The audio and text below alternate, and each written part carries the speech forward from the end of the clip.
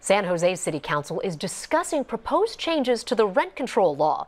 And as you can imagine, tonight's debate is triggering strong reactions on both sides of the issue. ABC 7 News reporter Chris Wynn has been keeping an eye on the meeting and joins us live now with more. Chris. Dion, the City Council just returned from dinner break. Public testimony should resume any minute now.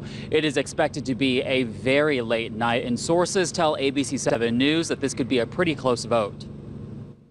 Inside San Jose City Hall, rent control is the topic of the day. It's either we eat or we pay rent.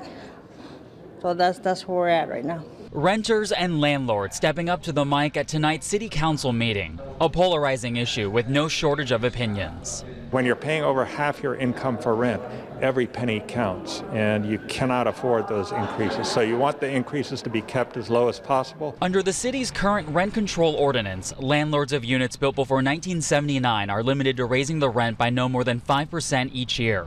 But a proposal on the table would limit rent increases to the area's consumer price index, a rate determined by the federal government used by many to gauge inflation. Renters support this because it would likely lower rent increases, but it's variable, so that's not guaranteed.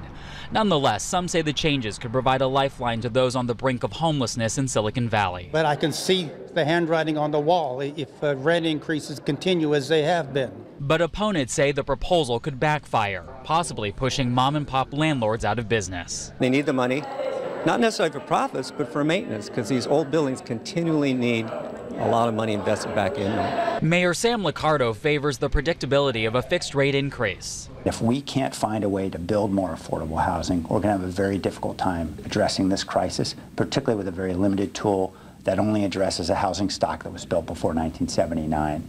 A community fiercely divided over how to move forward. In San Jose, Chris Wynn, ABC 7 News.